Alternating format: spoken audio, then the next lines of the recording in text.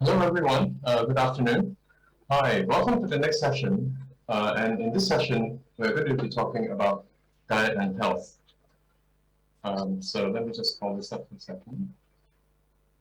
And our first speaker I'd like to welcome is Professor Dr. Satvinda Kaur. She's an assistant professor at the Faculty of Applied Sciences at UCSI, and she has been a faculty member there since 2008. She's currently a senior lecturer for nutrition with wellness program. Dr. Savinda completed her PhD in nutritional epidemiology from USM and the master's in clinical nutrition from UKM. She obtained a bachelor's degree in nutrition and community health from University of Putra, Malaysia. She has received several awards for her research initiatives. In 2019, she was given the Best Guided Poster Presenter at the International Congress on Obesity and Metabolic Syndrome and the Asia-Oceania Conference on Obesity in Seoul, South Korea. In 2018, she had the Best Postgraduate Thesis Prize for her PhD by the Nutrition Society of Malaysia. She also has a second prize at the International Conference in Hyderabad, India, for her research in young adults diet pattern. She has a number of other awards, but since 2018, she was one of the committee members for the National Coordinating Committee for Food and Nutrition by the Ministry of Health Malaysia. In 2019 and 2020, she was appointed one of the authors for the Malaysian Dietary Guidelines under key recommendations on milk and products. She has a lot of interest in sharing healthy habits and nutrition education for corporate companies and the public at large. So please join me in welcoming Dr. Savinda for her lecture today. Over to you, Dr. Savinda. Good afternoon, everyone. So today I'll talk about, this is the title of my presentation, Controversial Diets, the Good and the Bad, What's the Evidence? So my name is Dr. Satwin. I'm from UCSI University. So this will be the outline of my presentation today, a little bit of a snapshot of where are we at in terms of obesity, the types of fat diet that we see in terms of controversial diets, what's the healthy plate concept, and the conclusion. So obesity, where are we at now? So what you're looking at is the world projection of obesity status in the coming years. And this is a projection at 2050. So we can see that more and more countries in the world are going to be burdened with the epidemic of obesity due to unbalanced diets. So from eating less, people are eating more.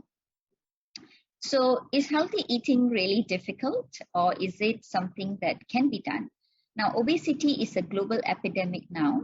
And when we look at Malaysia's snapshot, we are seen as the fattest nation in our region in Southeast Asia. So this is a very popular figure, which many of you perhaps would have seen this before. And we are leading in terms of obesity prevalence. Now, in terms of from the recent NHMS survey done, and we're comparing it to our neighboring countries like Brunei, Thailand, and Indonesia, we are also seen as the highest prevalence of obesity. Now, with a lot of contributing factors, with the concerns that we're looking at, so what's the solution that appeals to most? So it's always the quick fix remedies. Now, before I jump into this controversial diets, let's a little bit reevaluate, or let's ponder upon what makes a weight regulation. So basically, what food that is consumed, if it's expanded accordingly in terms of its energy content, we will definitely be at a weight maintenance. So weight gain is when the food intake is in excess compared to the expenditure, and weight loss is when the expenditure is definitely more than what is consumed. So it's a very simple concept with a lot of other confounding factors that are more complex. Yeah. So when we look at fat diet, so it's a short-term quick fix. If it's good to be true, it probably is.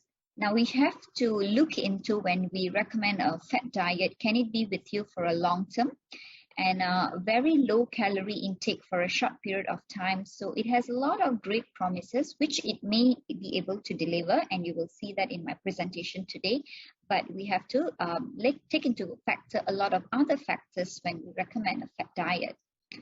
Now, individuals or patients that are obsessed with dieting defying logic, so they do not look into what happens in terms of the basic biochemistry, and therefore it may be appealing to them to go on this journey. So it's quite popular because it really does give quick results. It's quite easy to implement. It actually has good, remarkable improvements. So when we look at a fat diet concept, an individual starts a diet, it restricts, it goes into deprivation, then the individuals tend to start to crave, they start to give in to their craving, and they go back to the guilt and they start again the whole cycle. So indeed, one that is going through this cycle over and over again using a particular regime, that's what we define as a fat diet. So I'll walk you through some very famous ones that we have heard that have shown good results as well in terms of health outcomes. So what you are seeing here is the different dietary composition of Atkins diet versus what is recommended by the American Heart Association. So we can see the AHA recommends about 55% of intake from carbohydrate, whereas in Atkins diet, there's only 5% allocation coming from carbohydrate and more dense towards the unsaturated fats and the protein intake as well as saturated fat. So when we look at the pyramid of the Atkins diet versus the American Heart Association, we can see that they differ greatly, and we can see the base of an Atkins diet makes up of meat base, whereas for the AHA or the general guideline is made out of vegetables or fruits these days.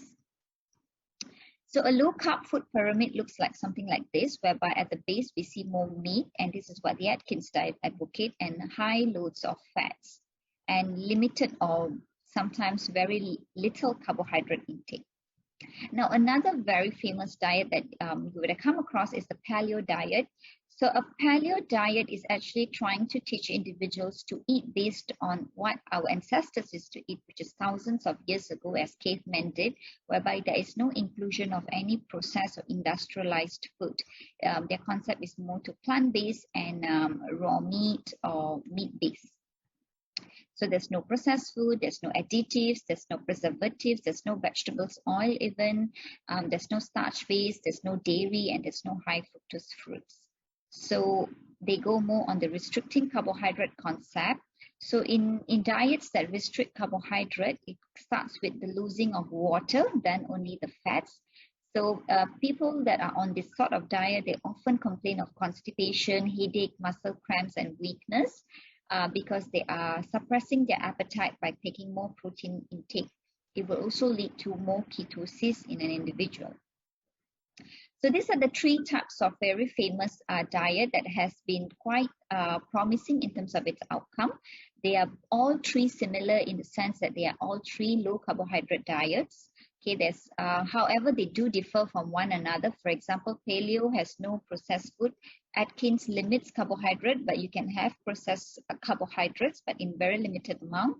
Keto, on the other hand, has very low carbohydrate, and it relies on the high fat, very high fat in fact, and it promotes ketosis, whereby the reliance on ketone bodies for fuel for the body. So when we look at the comparison of a low carbohydrate or a low fat diet, and when we look at calorie or energy restriction, so a low carb diet may not need calories, so ketosis may actually help to reduce the calorie intake, but low fat is needed. The food choices can be quite restricted for a low carb compared to a low fat. And in terms of weight loss, low carb diet offers very good results. Low fat diet on the hand is quite gradual. In terms of weight maintenance, when look into long-term, both have not proven in terms of long-term, and we can see more health issues or complications in a low carbohydrate diet compared to a low fat diet. Okay. So why is there an importance? Why do we want to advocate use of carbohydrate as the main source? So basically, any energy coming from carbohydrate sources is the best because it's the fastest to convert to energy, especially for our brain, as our brain only recognizes glucose or ketones if glucose is unavailable as a preferred food fuel. So on the other hand, if you go on a low carbohydrate diet whereby high fat is only broken down when the body is actually very low in carbs. So we are at a very different extreme. Okay, when we look at the normal guideline versus the these diets are actually recommending. So the factors of success when we talk about weight loss diets is basically on its adherence, how much of energy, negative energy balance it can offer, and the high quality foods that are in this diet. So if you look at the restriction of a specific food and a food group, plant-based, we are looking at Mediterranean diet, gluten-free, paleo diet. So there are evidences of success. However, they also come with some risk of nutritional deficiency. Whereas if you manipulate the diet in terms of just macronutrient content, whereby it's tailored to be a low fat, high protein, low carb, so it can be short term, whereby we do see high protein diets actually do have some good benefits, but it might also have adverse effects, yeah, in terms of long term. So adherence of a dietary practices is an important determinant of success in the long run. So we are talking about weight maintenance and not just weight loss.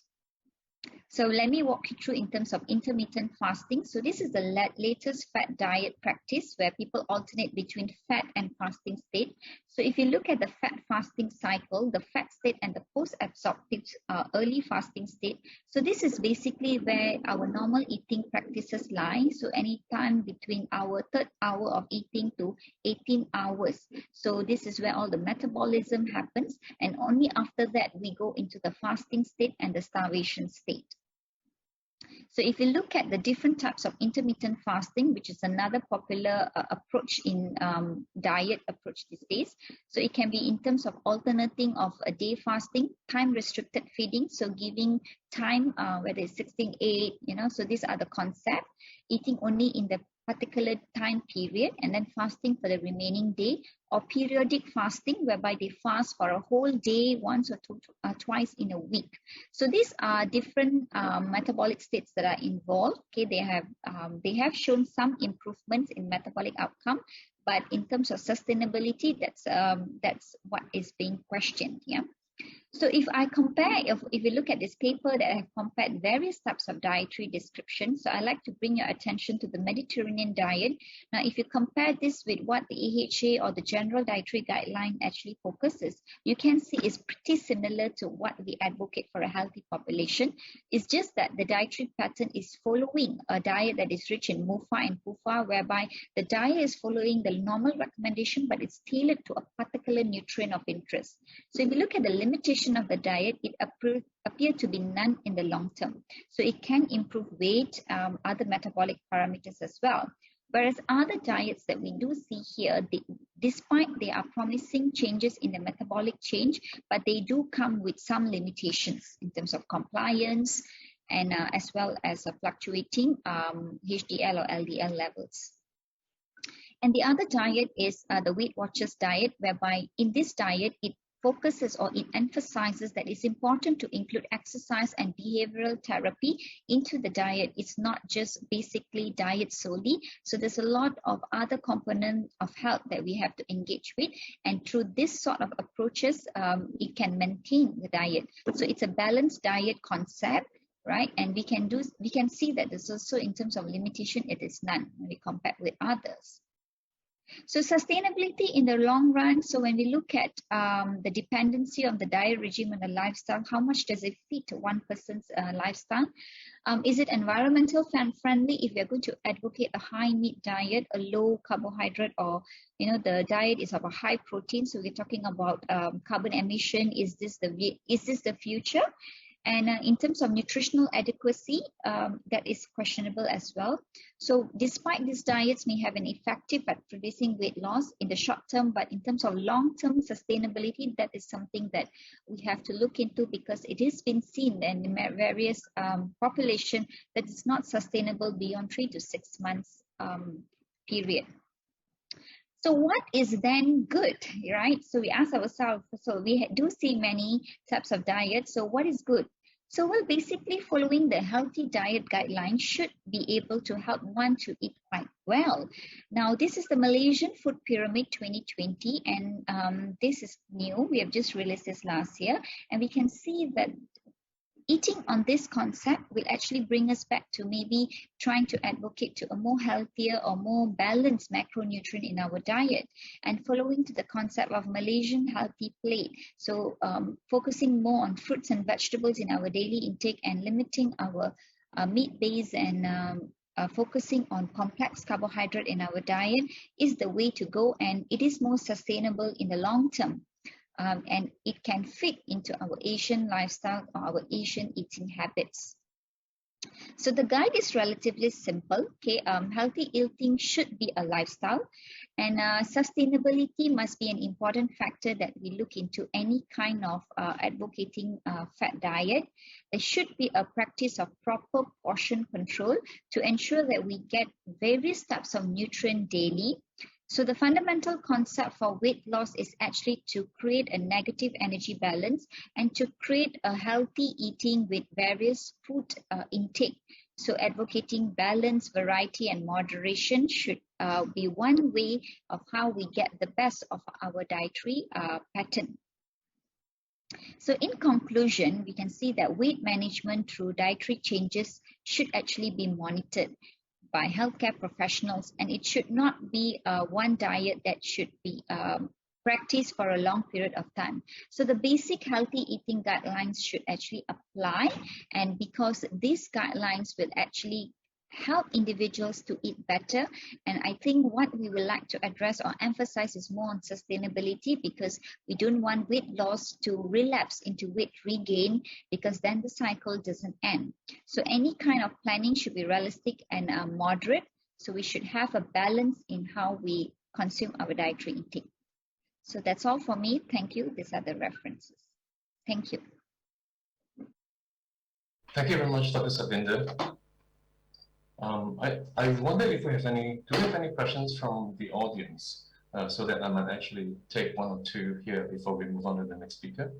We have one or two questions. Is there anyone? Okay.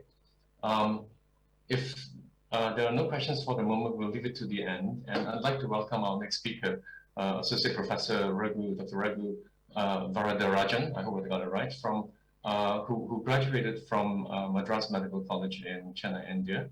And he did his basic surgical training in the UK, obtaining his FRCS in 1992. And he went then to Ireland to specialize in hepatobiliary and transplant surgery. His research interests include T and B cell functions in the liver, and also ischemic reperfusion injury of the liver during liver transplantation, and leading to his MCHA in surgery from the National University of Ireland in 2003. He completed a fellowship in transplantation in New York and joined Pradana University as Associate Professor, Lead in Surgery, and Senior Cycle Director. Can I welcome Associate Professor Raghu Varadarajan to give this talk, please? Okay. Thanks very much. Can you hear me? You can hear me clearly? Okay, good. No, you can't hear me? It's not here? I can hear, but it's not. All right. Can we do something about the audio? Okay. How about me speaking a little louder? Will that help? Okay. Yeah. All right. Okay. Good. So, okay. So, good afternoon, and thank you very much. And once again, I thank the organizers for inviting me here for this talk. You might be wondering what I'm doing here as a hepatobiliary and transplant surgeon. What am I doing here? Talking about the keto diet. Now, this has been a personal journey for me. I actually went through a lot of issues with being overweight. I was for my height, I was close to 80 kilos. I had a metabolic syndrome. I had pre-diabetes, hypertension. I had the whole entire works. And I looked around and I was looking for help. And this was about 6 years ago. Okay, so what I'm going to tell you about today is what is available in the literature and the journey that I went through. Not just me, but I found a lot of people like me around me, and there were physicians and surgeons, all of us together. We formed a group and we decided, let's look at the evidence and let's do something about ourselves. And together, each one of us, we lost 20, 30. One of my friends lost even about 45 kilos. So this has been our journey. This has been our experience. Might be a little controversial. It might not suit everybody, but I'm just going to talk to you about what happened to us and what's happening, with people who follow the keto diet. What are the advantages, disadvantages, and how this whole thing about keto diet started. So I'm going to just talk a little bit. I think Dr. Satwan's already covered a little bit about the different types of diets available, but I'll give you a little bit more about the history of ketogenic diet and the types of ketogenic diet and the potential side effects. A little bit about intermittent fasting. That is also something that we have followed along with the keto diet, and finally conclude. Okay, so now we're here because we're talking about healthy aging, right? And aging is an inflammatory process. Okay, it is considered as what you call inflammaging, or an inflammatory process that actually accelerates aging. So the elevated levels of blood inflammatory markers are high, and they make one susceptible to chronic conditions. So what happens is you have a lot of stress on the body, and there is an activation of the inflammatory pathways, and there's an impairment of the nitric oxide pathway, and there is a lot in the literature about telomere length, and all that leads to cellular, if you like, cellular senescence, or aging of the cells, and that in turn leads to turnover. It affects the cellular turnover mechanisms, and it accelerates aging. So that is what actually happens, and it has been known for quite some time now that reactive oxygen species like the hydroxyl radical, superoxide, alpha oxygen, all these are oxygen molecules. We need oxygen to live, but then these are bad oxygen molecules, and they affect the cells in various detrimental ways. And these actually are the principal mechanism is supposed to be responsible for aging. It is one of those things that's responsible for aging. And what affects these reactive oxygen species is the influence of diet and dietary factors, and ultimately the effect of on your lifespan.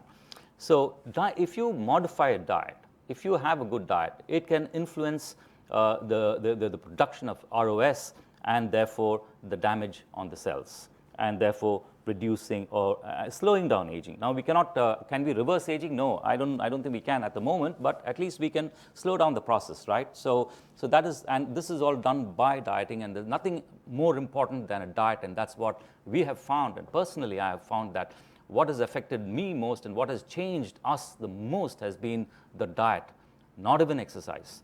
But anyway, so now there are a couple of things worth noting. Calorie restriction and intermittent fasting. This has been actually been reported that you not only do you need to do calorie restriction, but you add intermittent fasting to this. So what we used was a double-pronged approach. One approach alone won't work all the time. So you combine approaches, and it gives you better results. And again, there is more data on the neuroprotective, the protection of our brain and our nerves due to calorie restriction, that is eating less basically, and the ketogenic diet and ketone bodies. And this is again, the ketogenic diet and ketone bodies production has been known for quite some time, and I'll talk about that a little later. This is nothing new, but it's just made another comeback. Now calorie restriction, and about the Okinawan diet, people that people in Okinawa, they live very, very long, and they have a special diet that they follow. I'll talk about that a little bit. But all this has been, basically it boils down to calorie restriction and perhaps another form of dieting that would influence, that would be very, very, very helpful in what you're trying to achieve. Now, what are the benefits? You need to look at when all these things. And I think Dr. Satwan really pointed this out nicely. You need to look at the risks and benefits. Always look at the risk-benefit ratio, and ask yourself, is this going to suit you or not? It may not suit you, but look, if you look at any dieting regimen, for example, the keto diet, you ask yourself, is this going to help your glucose tolerance? Is it less likely to be? Are you less likely to become diabetic if you're already diabetic? Is this going to help you? If it's going to help other cardiovascular factors, like is it going to help you with your hypertension? Is it going to help you reduce the medication that you're on? Is it going to directly impact the, the medications that, for diabetes and hypertension, for example? Is it going to help you, help your respiratory health? Is it going to help you with sleep apnea? And I can tell you, some of us who had, major, weight gains, we had issues with sleep apnea. And activities, of daily living, is that going to be improved or not with doing this? And this is what, does it overall lead to an improved quality of life? See, that's what you need to ask yourself. So you are talking about a long-term, a permanent fix, not a temporary fix, okay? So you want something that is achievable, you want something that is going to actually translate into a healthier person. Right now, there are risks, that you need to consider. Are you going to compromise on any nutrition that you need? Is your dieting going to reduce that? Are you going to lose muscle mass, okay, with your diet? Now, are you going to get other complications such as gallstones, etc. Because if you lose suddenly, if you lose a lot of weight, you can get gallstones. So I think it's all a trade-off, really, And what you need to do is to ask yourself: is this going to suit me? And what is going to suit me? And how sustainable is it? Okay. Now, again, I'm not going to go too much into this because you've already heard this from a previous speaker about the paleo diet. What the paleo diet entails: protein, vegetables, fruits and nuts, no processed foods. It's like what we used to do thousands of years ago. A vegan diet is the strictest form of vegetarianism, and that is very, very, I know a lot of people following the vegan diet and they are very happy with it. The ultra low fat diet, consumption of fat under 10% of daily calories, and it's mostly plant-based. HCG diet, there's human chorionic gonadotropin is added to the diet. This is now actually not at all recommended, and it's not a safe way of doing a diet, and I would suggest you just forget about this. It's there, that's why I put it up. Intermittent fasting is something that's becoming extremely popular, and a zone diet, Atkins diet, you just heard about it. And finally, a ketogenic diet. There are several types of ketogenic diet, and that has probably taken, has been really taken very seriously by people, and it's been popularized. And we found it as a group, 40 of us, 30, 40 of us did this keto diet, and then we found that this was absolutely fantastic. It just worked like magic for us. Now, before I come to that, let me talk about what the problem with carbohydrate is. Okay. Now, in 1977, in America, they actually came up with, Ansel Keys was the guy who first said fat was public enemy #1, and he suggested that everybody should go on a low-fat diet. I'll tell you what happened. Just look at this graph. So after that, people went on a low-fat diet around that time. And see what happened after the 80s to all the way up to 2010. The rate of obesity in the US only went up. Okay, so it did not have any impact. In fact, it had an opposite impact. People only put on weight with this low-fat diet. But but even before that, there was a gentleman called John Yudkin, and he actually showed a very clear correlation between the rise of heart disease and the rise in consumption of anything that was sweet, sugar. Okay, so he showed that in fact the triglycerides, or the fat levels in the blood, that went up when you consume sugar, not when you consume fat, because you only absorbed a certain amount of fat. You can't absorb everything that you eat. You got to eat a hell of a lot of fat if you want to bump up your cholesterol and triglyceride levels.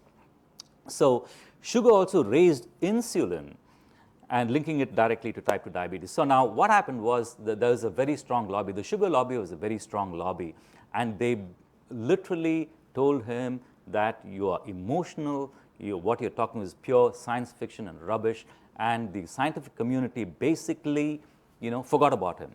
And that was very, very sad that they did that. Now, this is just showing, and he showed this, very early, that, what you do when you take a glass of sweetened orange juice, fructose, metabolism, it hits the liver, there's only the glucose, the extra glucose, it turns into fat, triglyceride-free fatty acids, you get gout, your uric acid level goes up, all of what happens in the metabolic syndrome. That's exactly what was happening, and people did not believe this. They ignored it until there's a gentleman called Robert Lustig, and he actually started in his research, looked and said, and he wrote plenty of books about this, Sugar, the Bitter Truth, Fat Chance. So he looked and said, all what I'm saying is a repetition of what Dr. Yudkin said so many years ago.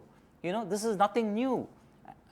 And and this is exactly what had happened. And in fact, the sugar lobby was so strong that they did not allow a proper research to be conducted.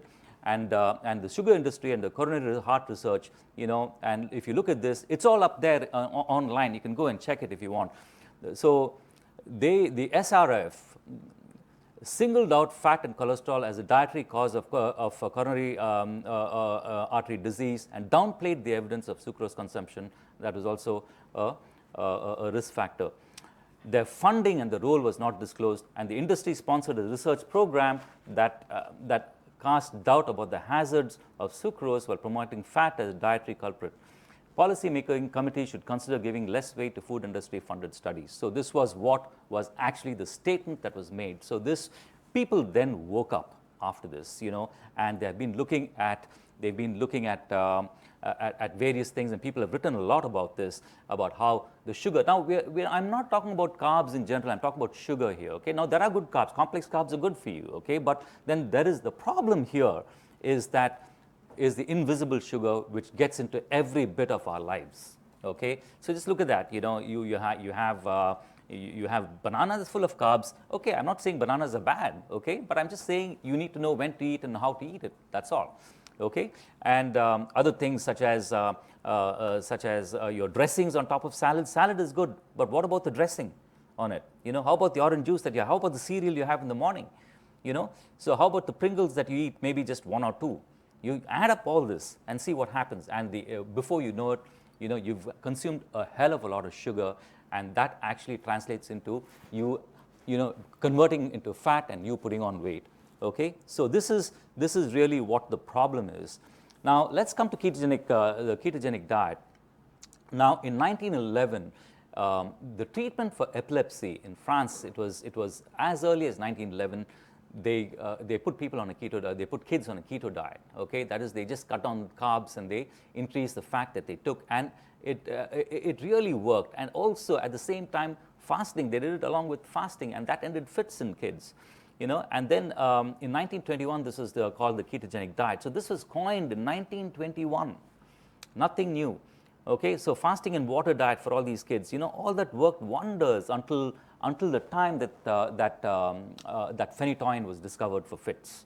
Okay, and phenytoin made a huge difference, but even then, other people followed the ketogenic diet with 60% of the calories coming from MCT. We all know the benefits of MCT. And in 1994, the Charlie Foundation, now Charlie was a little kid who suffered a lot from fits, and they tried all sorts of things until the mother did a lot of research and found that, went back to ketogenic diet, put the kid on ketogenic diet, and he did fantastically well, and they started the Charlie Foundation. Okay, so now in 2007, people realized, my God, this is a miracle diet. Now, I wouldn't call it a miracle diet, but this is something that was known for quite some time, right? And why can we not treat many other conditions with the ketogenic diet? Now, so that's how the whole thing came up for treating obesity and other metabolic conditions. Okay, so now how does this work? How does this ketogenic diet work? Now, normally when you take a dietary sugar, it goes through this tricarboxylic acid, or the Krebs cycle, gets converted to acetyl coenzyme A, and that along with various enzymes acting, increases fat production, and then where the fat is stored. We all know where it's stored, right? So that is what happens when you take actually sugar, and through the tricarboxylic acid or the Krebs cycle, you get this acetyl coenzyme A, which then turns into fat. So this is, to keep it very simple, for everybody, that is what happens. Now, if you want to look at the tricarboxylic acid cycle, yes, you can just go home and Google it. You will see exactly the steps that actually, that lead to the production of acetyl coenzyme A and then its conversion to fat. Now, what happens when you actually cut carbs from the diet, when you cut sugar and all those the carbs, and again I'm talking about mainly sugar and sweetened stuff. What happens is, for this acetyl coenzyme A, to actually enter the citric acid cycle and give you energy, you need this substance called oxaloacetate, and that comes from glucose metabolism or your sugars. Okay, now you cut sugar, you cut oxaloacetate, and then you can't use this acetyl coenzyme A. And therefore what happens is, and you take a lot of fat in addition, like in a keto diet, that gets converted into ketone bodies. That's why this is known as the keto diet, because this ketone bodies is, so you use the energy from ketone bodies. You're not using the energy that's coming from glucose metabolism, but instead the breakdown of fat. Or the addition of fat in the diet. So that is what really is happening when you go on a keto diet. You get a state called ketosis, and please don't confuse ketosis with ketoacidosis, which is a very dangerous condition. Okay, so ketosis is okay; it's physiological. It occurs to us every day, actually, at a small level. It's in low glucose settings. Before you eat, you may go into a little bit of ketosis. Okay, and most of the body's energy, as I said earlier, comes from these ketone bodies that are floating around in our blood. And it's very, very different, as I said, from ketoacidosis. You look at the diabetic ketoacidosis, which is a dangerous condition where your blood glucose levels are really high, and your ketone body concentration is actually very, very high, above 25, and here it's only around 7 or 8. So you never get that level of, of ketones that you get in diabetic ketoacidosis, which is a dangerous condition, but you just go on a nice level of ketosis, which is still very good, because your brain loves ketone bodies anyway. Apart from glucose, it can function very well with ketone bodies, and not as good as glucose. I totally agree, but these ketone bodies are just zapped. They're taken up by the cells whenever they are required, and they are used for energy production. That is how it works. Now, there are various types of ketogenic diet. We had our own way of making up our ketogenic diet. I will tell you what it is, but the standard one is a very low carb, only 5% carbs in your diet with a high fat content. You can do a cyclical ketogenic diet where you have carb refeeds, 5 days of ketogenic diet, 2 days of a break. Eat whatever you want. Other people, like athletes, some of us, we did a lot of cycling and mountain climbing, all that. So, and for them, we allowed a little bit, and they are allowed addition of carbs around workout times. A lot of people, if you look at it in the literature, people do that. High protein ketogenic diet, where you have a ketogenic diet, but you increase the protein in the diet. And what we did and what I did personally was I cut out a lot of the fat and increased my protein intake as well. You can have up to 1 to 1.5 grams of protein per kilogram, and your limits. You can't do too much of it, but I was not doing very well with a high fat diet, and a low carb diet, and a lot of us switched to a lower fat and a lower carb diet. So you can make your adjustments, as and how you think it is right. Again, so this is various ways by which you can follow the keto diet. You can do carb cycling. You can eat. You can get yourself out of ketosis every day, and this is what basically what a lot of us did was we did a 16-hour fast and had 8 hours to eat a very low carb diet, a very low carb, low fat diet. But some people did have some carbs just around workout times. Okay, so this was the variation that we did, but there are various variations that you can use. But essentially, you'll find that the carbs are very low, about 5 to 10%, and you can just vary the amount of fat and protein that you eat. Okay, so what can you eat? You can eat red meat. I mean, although I personally don't really recommend eating red meat. Red meat has other problems. There's a direct relationship between red meat and colonic cancer. So you must remember the drawbacks. All right, so, but what you can eat according to the diet is red meat, steak, chicken, turkey. You can eat fish, you can eat eggs, Omega-3 whole eggs, you see that in the supermarkets, right? High in omega-3. They feed the chicken specially for this, and you're supposed to at least get omega-3 whole eggs.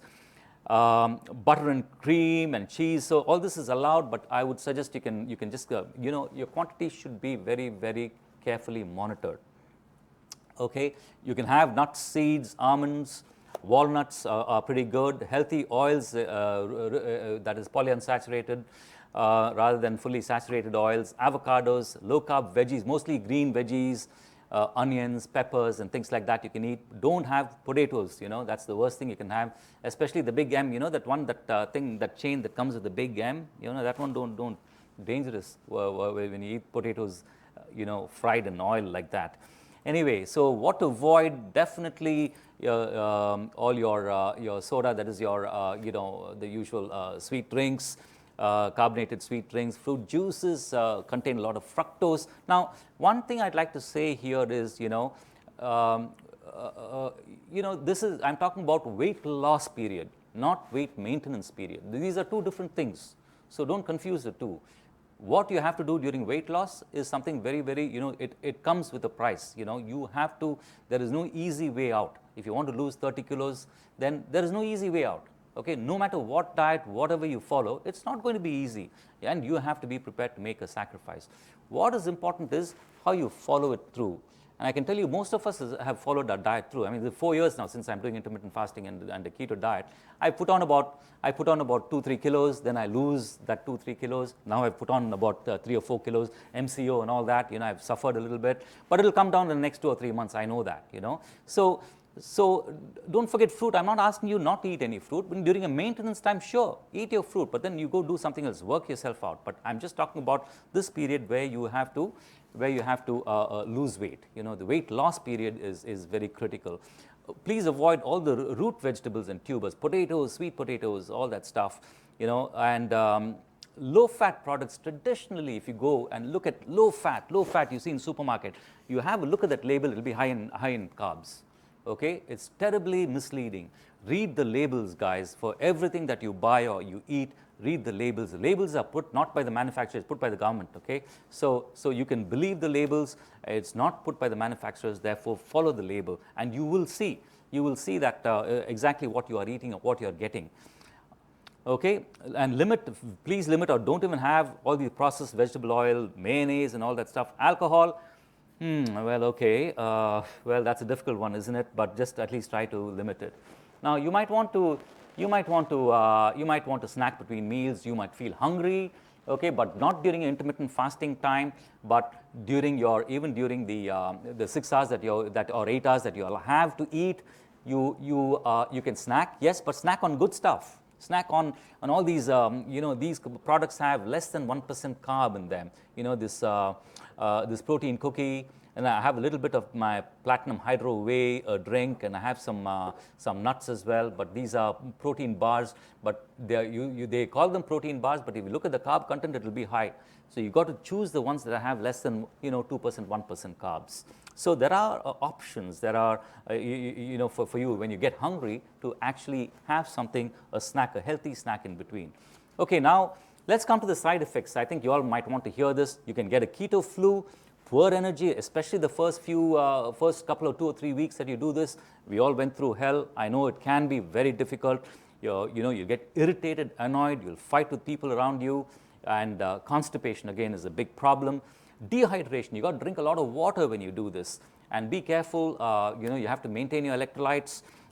You can get kidney stones because of dehydration. You can, if you have any pre-existing kidney problems, please consult somebody before you do this, because this may not be the right diet for you. Gallstones, as I said earlier, and it may leave you with a bit of a keto breath, but that we can manage. That's not a big issue. So there are side effects.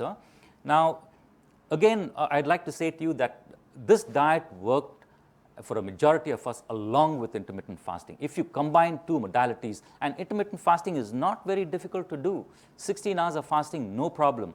I eat my dinner at 9 o'clock at night, and I skip breakfast. I have a coffee, okay? I have a black coffee, that's okay. But then I don't have anything else. I have water, of course. We don't do water fasting. We have water.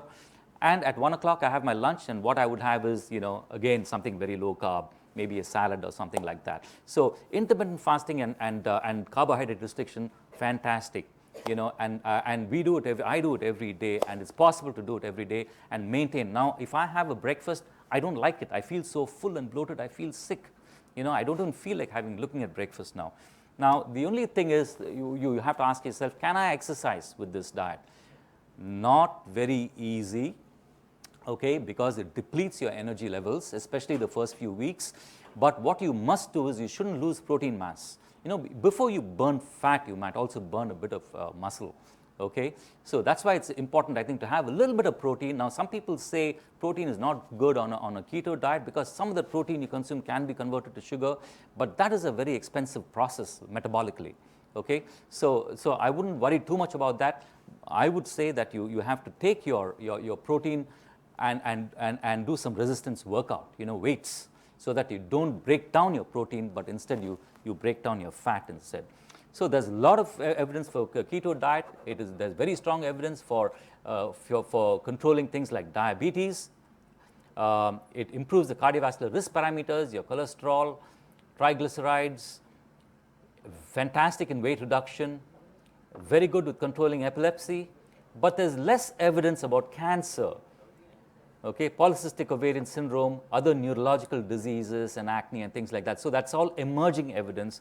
No strong evidence for that. So really, I cannot promise you on any great miracles from that point of view. But the other part of it is the evidence is pretty much strong. Okay, so just to conclude, I'd like to say that the ketogenic diet is extremely good in its effect on the metabolic syndrome. It controls a lot of parameters, and is very, very useful for weight loss, and especially for long-term weight loss. I believe it is sustainable for your weight loss period. Okay, you might not want to do this forever. You might want to do this for a period of time, and then when you go to your weight maintenance phase, you might not want to carry out your keto diet. I wouldn't think that you should do keto diet for the rest of your life. No, that's not what I'm suggesting. But it definitely improves all your blood parameters, your cholesterol, BP, blood glucose levels, and definitely helps you maintain your weight loss. You don't have to do it continuously. As I said, you may have to do it just when you feel it's required to drop a few kilos. But it is more important to actually maintain a very good diet. Now, that was me some time back there. That was me during my worst. Okay, and that's where I am right now. I work out. I love to work out. I do a lot of weights. This is a friend of mine, reproduced, after permission. This is Joe, my friend. He lost 45 kilos, and that's what he looks like now. And he's not on any medication at all for diabetes. He's cut down his medication for hypertension. He has not got any sleeping problem. You can see the difference. The guy is so active now. So this is just the two of us in a group of 40. But I can tell you, just don't look at us as a small group. Look at the overall picture. Look at what's happening around the world. Look at the data that's available to you, and you'll find that this is really, it reduces midlife mortality. It is neuroprotective, and it is very, very helpful in terms of in the aging process itself. Now, cancer. Last word on cancer. Well, how does it help on cancer? How does it help in cancer? Well, look, it shows an increased uptake of glucose, the cancer cells. Okay. Now, they may rely on increased glucose consumption for their growth, and therefore, if you target this, if you reduce your glucose consumption, it may make the cells more susceptible to other forms of treatment. Not directly, indirectly, by actually depleting the glucose, you might actually allow other forms of treatment which may help in getting rid of the cancer.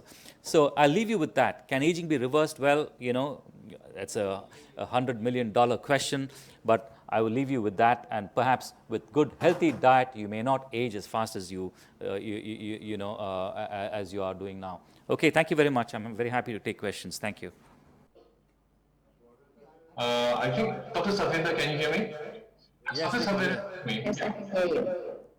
I think that the meeting room can't hear us, actually. No, we can hear you now, Dr. Yap. We can hear Okay, you great. now. Yeah, I was just saying thank you very much, Dr. Rana, for this. It's very exciting for me to listen to you because I have a very similar experience to you. And I don't know if we have time, but if we have time, I'd like to share some of my own slides with you and just double confirm my approach with you. But anyway, there are a lot of questions on the chat group. I think we'll try and get through. Jeannie, are you here? Can we take a little bit more time, a few minutes, because I think this is very important for everyone. There's a lot of questions here. So I'm going to direct the first one to Dr. Satvinder. The first question, and this is the first question privilege, so we'll go on, but Alex has asked that it's a bit expensive to eat healthy in Malaysia. Do you have any advice? Dr. Satvinder? Yeah, hi. Thanks, Dr. Yap. I think eating local can really bring the cost down and not focusing on imported fruits especially. So if we keep our consumptions to eating local fruits and local vegetables, we can definitely bring. So I don't, in a way, I'm sorry, hopefully we can agree to disagree. I disagree that eating healthy is actually expensive. With proper costing, with proper guidance, we can eat healthy at a limited budget too. Okay, thank you very much for that. And the next question was, I'm going to direct this to Dr. Ratna. If somebody uses keto weight as a weight loss, when they achieve their ideal weight and get back to their non-keto diet, will they be more susceptible to a rebound risk? So Dr. Ratna, for you. Raghu, yeah, okay, that's me, okay, yeah. So your question, if I'm reading it right, after a keto diet, are you more likely to rebound? Is that what your question is? Yeah. Okay, That well, was what do you think? yeah, I think you should not be on a keto diet. In fact, you should not be on a keto diet for long. You should go on a maintenance diet. And what you must do is you must have a more balanced diet. You can allow some carbs into your diet, but you must work out. You know, that is the most important thing. So if you just completely go back to your normal self, you're obviously going to you're going to fail. You know, you're going to you will gain weight, and you'll gain weight very quickly. So Okay. you got to really look at it that way. You know, you should not do this for a long term. Keep it for short term, but your maintenance strategy must be very different. I'm going to come back to you on that, Dr. Ratna. I have a lot of things to discuss with you personally. Let's answer the questions first. Yeah. So there's a question from Dr. Fazila. What type of fat should be taken if you do the keto diet? So I'm going to direct this question to Dr. Satvinder and Dr. Ratna together. So maybe Dr. Ratna, you want to talk about your type of fat, preferred fat for doing the keto diet. Okay, I'm actually, what sort of fat? Well, you know, that's very difficult because I cut down a lot of the fat, you know, whatever fat it is. I think polyunsaturated, if you have to use any fat at all, it's got to be polyunsaturated in your cooking.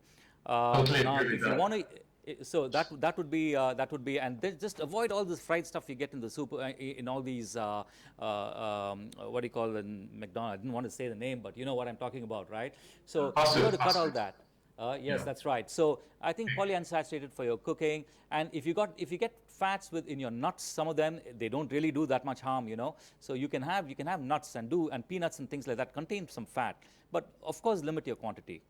Actually, I think it's really important. One of the things that Dr. Ratna was talking about calorie counting, and it's really, really important, I think, in the context of weight loss, to really make sure that you understand what you're putting in. As he said, there's a lot of hidden glucose and calories in different places.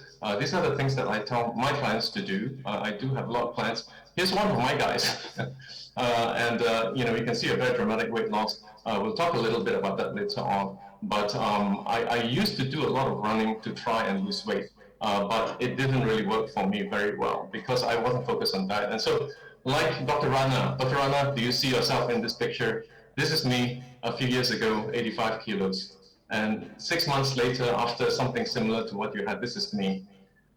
So I went from this to then suddenly realizing, as you said, a lot of confidence boosting, but this is me about 6 months on a calorie limited diet. And I realized that I was about the same size as this guy here. So you know this guy, we don't mention names.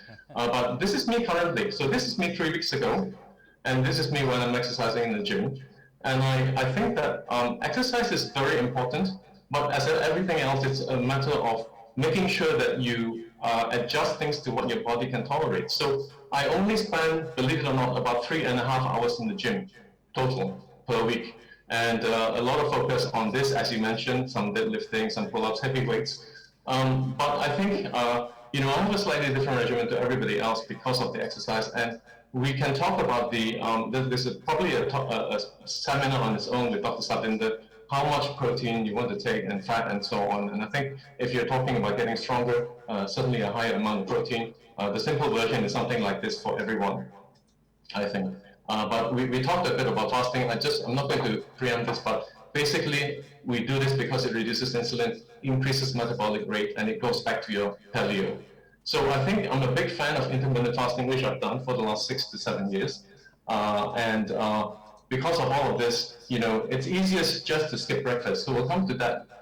There was a question there about coffee. So I think that it's a very, very good thing to have, black coffee. But as Dr. Rana said, you know, you do all of these things. You can do daily 14 to 16 to 24 hours and alternate day fasting.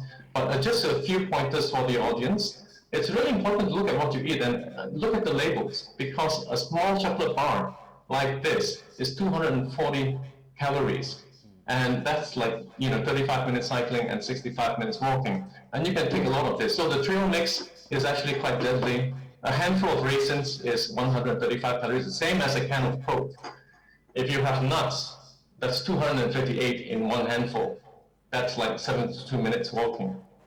A Starbucks even worse. A Frappuccino is 259. But you know, the stuff that we like, 600 calories per serving. And I'm just going to go through this. This is what we take a lot of. This is 6 hours worth of walking in a standard breakfast. Okay, and this also we're not very aware of, about 400 calories per packet. So I show you what I did. I'm not scared of carbs. If I eat breakfast when I'm exercising or loading, this is one breakfast for me. High protein, high carb, high everything. Dinner is usually a lot of protein, and this is my post-workout carbo. So egg whites and you know, whole grain meat and bananas and a whole loaf of whatever I can get more. And you know, the reminder here is that 80 or 90% of the gains come from the diet, doesn't matter what, and then 10% from exercise. So we'll stop there. But I will just finish by saying that it is very interesting because I'll just focus on the main crux is, I think, calorie restriction. Dr. Satinder will agree with this. I think we have to reduce the diet and the amount of calories we take in. It's what your body can use. But I'm not so sure about the evidence relating to carbohydrates. Now, I know that you like to have very low carbohydrates. I do that sometimes. I think zero carbohydrate is not very good for the body. There's a lot of evidence that if you have zero carbohydrates long term, 20 to 30 years time, there are a lot of cardiovascular complications with that, and it's really not very good for exercising in that setting. The second thing is that if you have too much carbohydrate, on the other hand, there is a consideration that this can easily lead to type 2 diabetes with you know, insulin insensitivity and so on in some patients. So probably a mix of both, and depending on the person's metabolic responses, is what we need to do. Okay, well, okay, thank you very much for that. We're ending the session. Okay, thank you so much. All right, we'll end the session now. Thank you so much. Right, thank you, Dr. Yap.